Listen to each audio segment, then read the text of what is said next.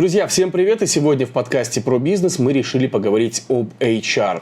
Обычно что приходит нам в голову, когда мы слышим эту аббревиатуру? Это женщина, которая выдает трудовые книжки тем, кто уволился. На самом деле HR – это гораздо больше, чем просто отдел кадров. И сегодня мы будем разбираться в этом, как я думаю, нелегком деле с человеком, который знает об HR не понаслышке. Я думаю, что он знает все. Вернее, это она, эксперт в области управления персоналом Карина Сафоева. Карина, привет! Привет. Добро пожаловать. Спасибо. Карин, я прав? HR – это же не только отдел кадров, это же нечто большее. Что вообще такое HR? Согласна, на самом деле это пережитки прошлого. Раньше профессия HR ассоциировалась именно с отделом кадров, но в сегодняшнем веке это разные направления. И HR – это менеджер по персоналу. То есть это такой специалист, руководитель, который помогает компании решать вопросы, связанные с сотрудниками. То есть он идет наравне с, можно сказать, боссом? В зависимости от компаний, то есть в разных компаниях можно определить разный уровень HR. Можно, допустим, определить HR-директора, соответственно, будут директорские полномочия. Можно нанять HR-менеджера, и это будет менеджер среднего звена. Но по вкладу в компанию я считаю, что HR, конечно, вкладывается не так, как директор, но вклад очень такой большой. Друзья, в эру цифровых технологий нам очень важно иметь высокоскоростной интернет для развития своего бизнеса и рекламного в частности. И с таким интернетом вам поможет компания Истера. Какие основные функции выполняет HR-специалист и какова его роль вообще в бизнесе? Как я говорила ранее, HR – это менеджер по персоналу, и он помогает делать все, чтобы сотрудники были в компании, чтобы сотрудники подходили под дух этой компании и чтобы сотрудникам хотелось выкладываться на полную мощность для этой компании. И вот это все организовывает HR. А каким образом это происходит? Что это? Какие-то тимбилдинги, это тренинги? Что это?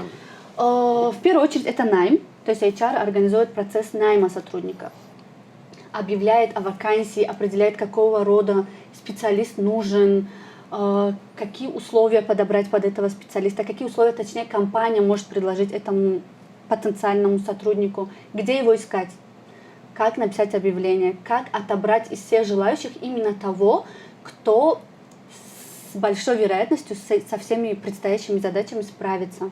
То есть это найм. Дальше это адаптация. Как сделать так, чтобы человек очень быстро влился в коллектив. Часто бывает, что подобрали правильного сотрудника, но не помогли ему адаптироваться.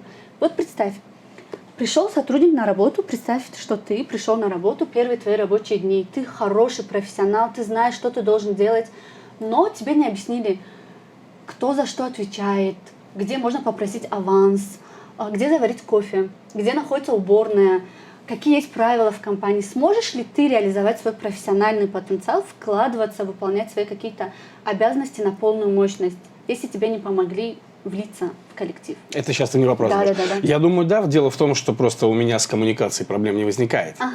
Вот, поэтому я думаю, да, здесь даже дело не в специалисте, в HR-специалисте. Да, наверное, учитывая, что ты радиоведущий, ты такой человек медийный, наверное, для тебя это не составит сложности. Но есть люди, которым сложно подойти, задать какой-то вопрос, которые стесняются и так далее. Поэтому важно приготовить такую адаптационную программу, чтобы новый человек, когда пришел на работу, он чувствовал себя таким: меня ждали, со мной там мне здесь рады. Да, мне помогают быстрее влиться в коллектив и так далее. Это очень помогает. Конечно же, тимбилдинги, мероприятия, которые помогут снять стресс, которые помогут решить какие-то сложности между командой. Такая работа на превентивность, чтобы не было конфликтов и недопониманий. Конечно же, развитие. HR организовывает развитие сотрудников, чтобы каждый, находясь на своей позиции, не остался на том же уровне, а чтобы он развивался как в плане карьерного роста, так и в плане знаний. Вот. То есть, получается, HR-специалист посещает какие-то тренинги, а потом приходит и доносит эту информацию до сотрудников? Нет, не совсем. Такое тоже может быть. HR может проводить тренинги самостоятельно, но только в области знаний, которыми он сам обладает. Все остальные курсы повышения квалификации он организовывает с помощью привлечения специалистов. То есть HR априори не может рассказать про бухгалтерский учет, про налоговый кодекс бухгалтерам, главному бухгалтеру, потому что он просто не эксперт в этой области. Но HR ответственный за то, чтобы это все организовать, чтобы оценить, какой уровень знаний есть у бухгалтера, насколько он соответствует своей должности, определить, какие знания ему нужны, и далее это все организовать.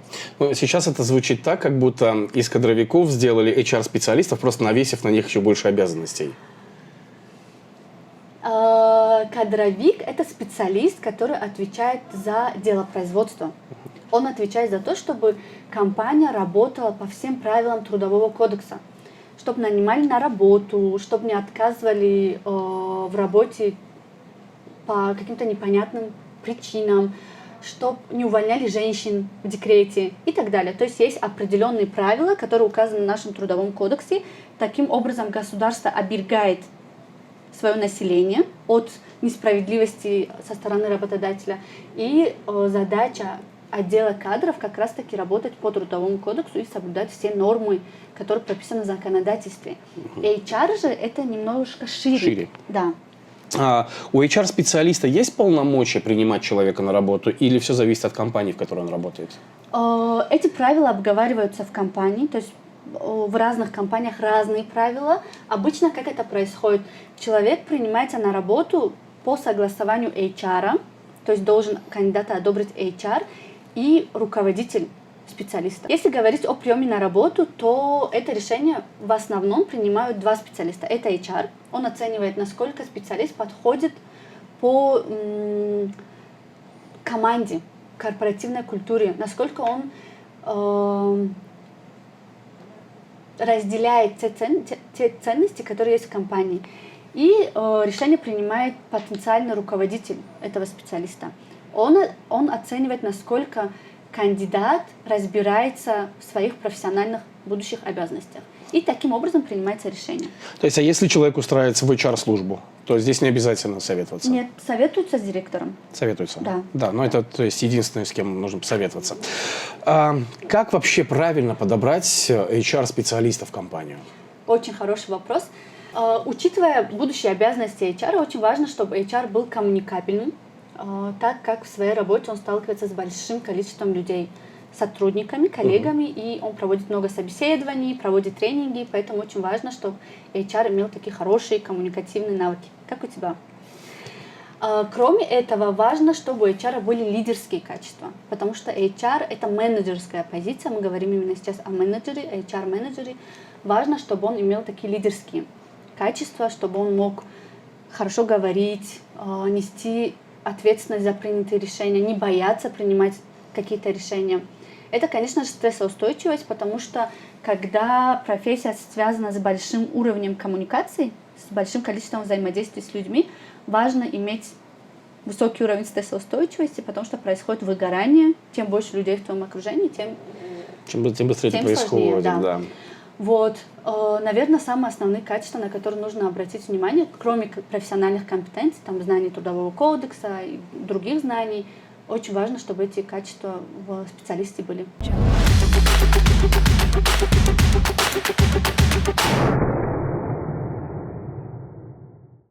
Вот смотри, Карин, очень часто идет, вот мы уже об этом неоднократно говорили, подмена понятий, да, что HR-специалист – это, по сути, кадровик. Но это не так, это мы уже выяснили.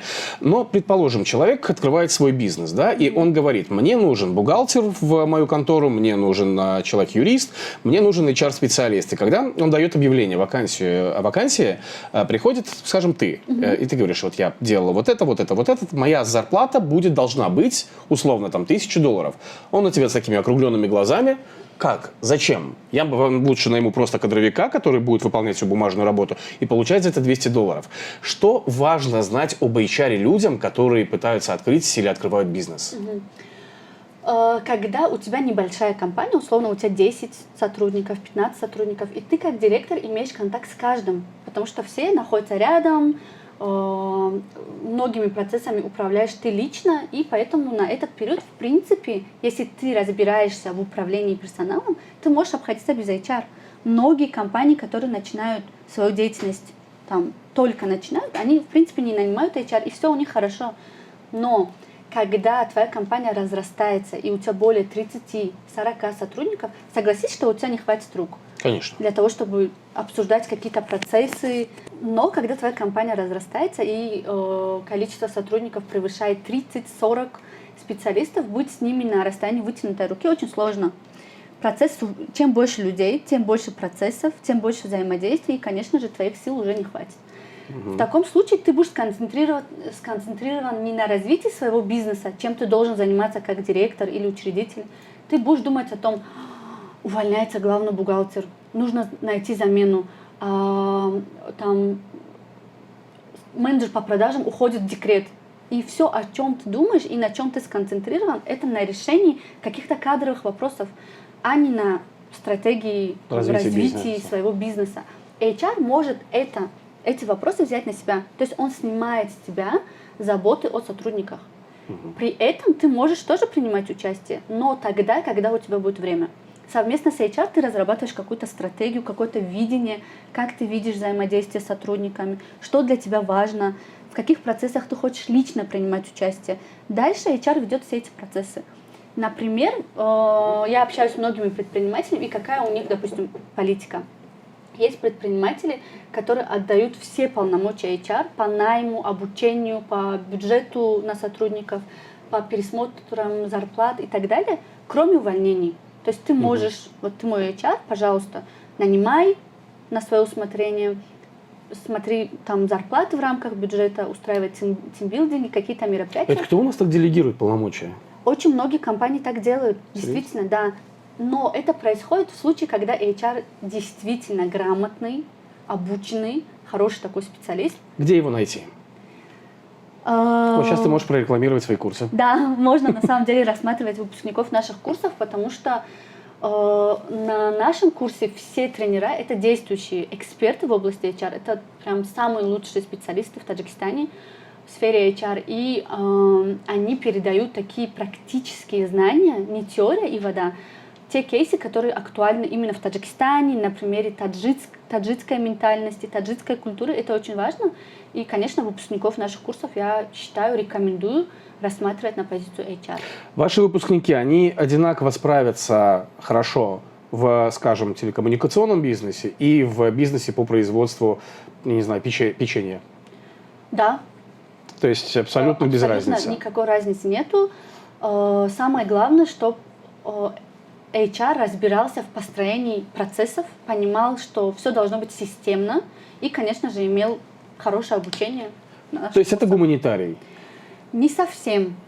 Не совсем. HR тоже сталкивается с цифрами. HR – это и аналитика. То есть нужно анализировать, там, увеличилась текучка кадров или уменьшилась, смотреть процентное соотношение с предыдущими периодами. Не совсем. Также HR должен разбираться в деятельности, в которой он работает. То есть если мы говорим HR в области производства печенек, то он должен погрузиться в это направление и понимать, из каких процессов состоит производство, что такое производственная цепочка, что такое добавленная стоимость и так далее. Это очень важно, потому что в ином случае управлять и коммуницировать со специалистами в этой области ему будет крайне сложно. Поэтому HR должен разбираться в той деятельности, в которой работает компания, в которой он устроился. Вот смотри, давай вернемся к предыдущему твоему ответу по поводу того, что некоторые компании сейчас делегируют настолько полномочия для HR-специалистов. Ну вот смотри, предположим, ты HR-специалист, я тебе дал полномочия все, кроме увольнений, и я тебе говорю, там, мне нужно, Карин, вот мне сегодня там нужен бухгалтер, мне сегодня нужен экономист, и мне сегодня, ну условно, и сегодня мне нужен там менеджер по продажам. Ты обязан разбираться во всех этих областях? Или ты просто смотришь на человека и говоришь, мне кажется, он подходит? На самом деле, сделаю такую небольшую помарочку в твой вопрос. Не совсем директор определяет, какие сотрудники нужны. То есть это не так, что директор пришел на работу и думает, мне нужен еще один бухгалтер. Нет, тут мы накануне уволили, или там в декрет, или уволилась. Есть стратегия компании. Компания определяет, куда она идет. То есть директор, ты, вот сейчас пример, садишься в составе директоров, анализируешь предыдущие года и делаешь планирование, куда мы пойдем в последующие 2-3 года. Мы будем открывать какие-то филиалы, расширять свою деятельность. Исходя из той стратегии, которую ты задал для компании на будущие года, HR формирует свою стратегию. То есть HR смотрит, мы хотим открыть еще 2 филиала. Так, приблизительно в каждый филиал нам нужно по 20 человек. Следующий филиал откроется к концу года. Значит, нам нужно сейчас уже начинать определять, кого из действующего состава сотрудников мы туда переведем. Нужно найти туда директора, можно нанять нового, можно вырастить кого-то из действующих. То есть на основе стратегии компании формируется стратегия HR.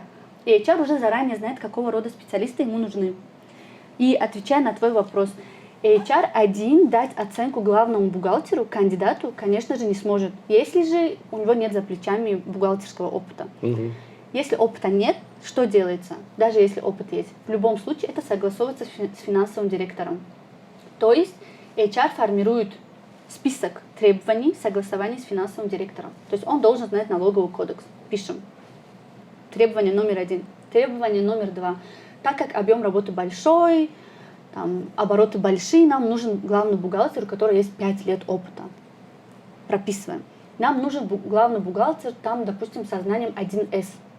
То есть HR совместно с финансовым директором, будущим руководителем нового сотрудника расписывает список требований к кандидату. То есть и потом ему не обязательно присутствовать на собеседовании? HR? Нет, не HR, именно вот начальнику, да. Обычно как это происходит, для того, чтобы оптимизировать время, первое собеседование проводит HR сам. То есть он делает такой некий отбор, чтобы не занимать время финансового директора.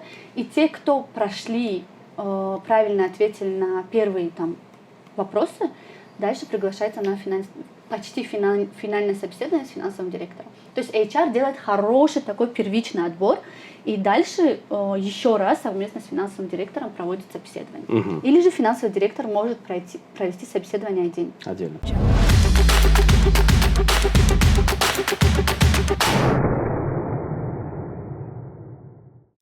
Хорошо. Конфликтные ситуации.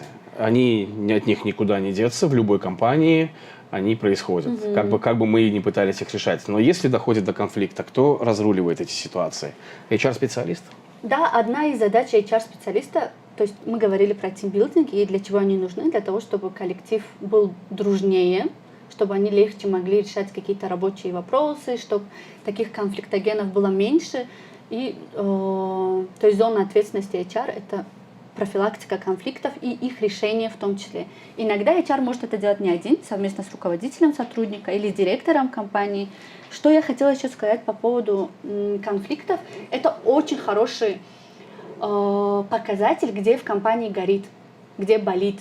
То есть обычно, когда происходит конфликт, многие HR и директоры думают, как помирить сотрудников, как определить, кто прав, кто виноват, как сделать так, чтобы такого больше не было. И очень многие забывают, что это на самом деле такая мигающая красная лампочка, которая показывает, какой процесс идет не так, какие правила в компании не работают, каких правил не хватает. То есть это такой хороший показатель для HR и для руководства компании, который показывает, над чем нужно в компании еще поработать. Ну, а как это определить, если условно 2 сотрудника поругались на бытовом каком-то моменте? Просто понятно, что были какие-то предпосылки, конфликтная ситуация просто переросла может быть, в скандал, но изначально все было потому, что, условно, программа у кого-то заглючила, например. Конечно, нужно будет анализировать уровень конфликтности сотрудников. Возможно, кто-то из этих сотрудников предрасположен к тому, чтобы конфликтовать. Есть такая категория людей, которые конфликтные, да. Сразу все вспоминают, все, наверное, будут сейчас вспоминать, вот это тот специалист. Да, теперь не знаю, как называется, да, это.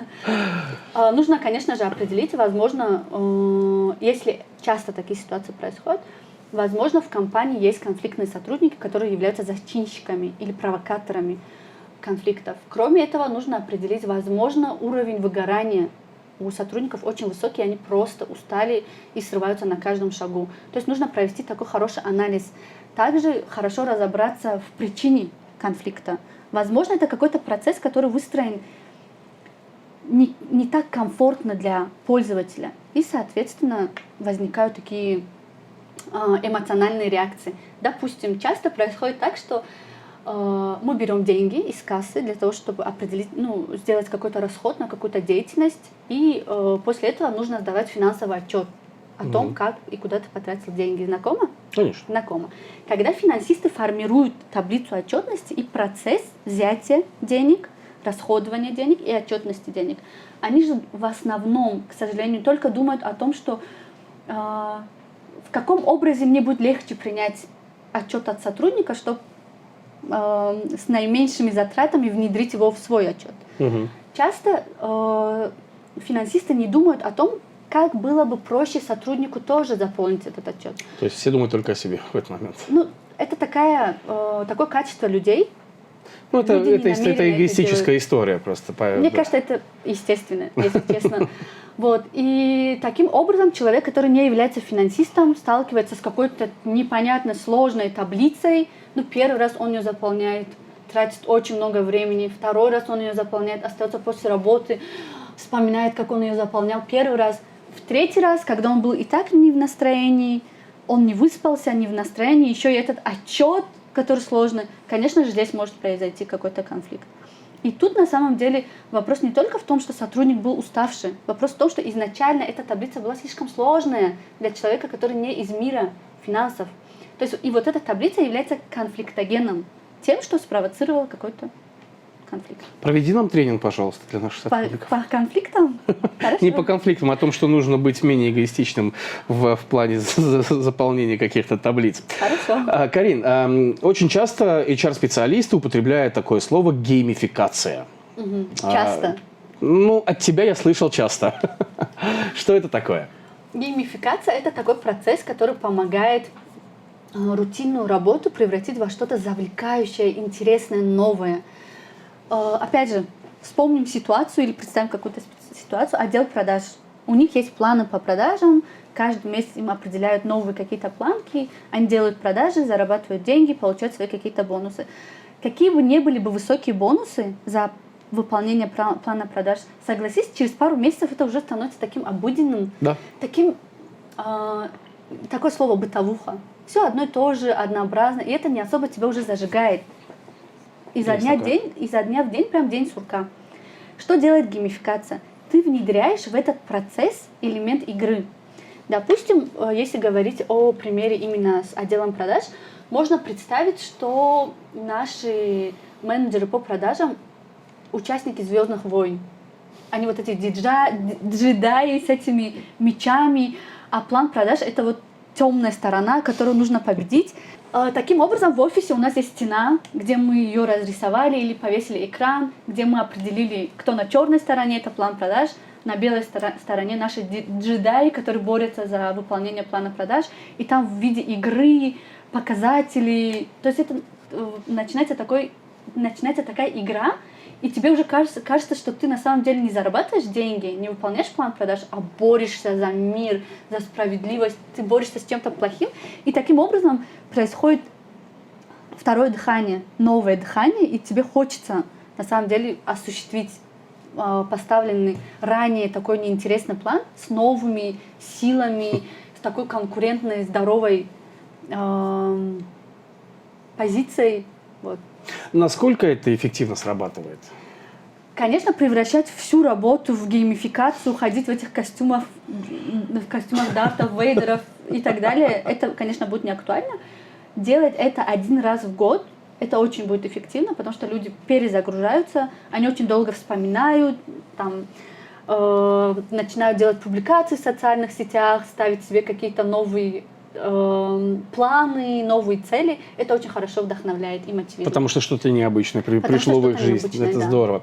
Да. Карин, как ты считаешь, профессия HR-специалиста, она будет востребована через год, два, через 5? Я уверена в том, что в Таджикистане эта профессия только набирает обороты. И в ближайшие, конечно, с учетом мир настолько быстро изменяется, что-то прогнозировать крайне сложно. Пандемия нам это еще раз показала. Это такой был прям пощечина всем, кто что-то планировал. Ты это запланировал, Натя? Да, вот тебе. Да, сложно на самом деле что-то планировать, но Я считаю, что профессия HR в Таджикистане в ближайшие 5-7 лет это будет очень востребованная и высокооплачиваемая профессия, потому что директора, руководители понимают, что забота и управление сотрудниками занимают очень большое количество времени. У тебя есть какая-то примерная статистика, сколько компаний или организаций у нас в Таджикистане, может быть, хотя бы просто вот по Душанбе, если взять, нанимают на работу именно HR-специалиста, не кадровика, а именно HR-специалиста? Может быть, выпускники твоих курсов?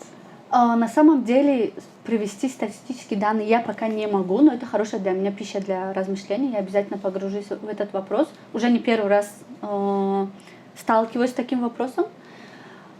Статистики определенно нету, но что я вижу? Очень многие специалисты, которые приходят на наш курс, не все HR-менеджеры, приходят офис-менеджеры, приходят делопроизводители, приходят даже финансовые менеджеры.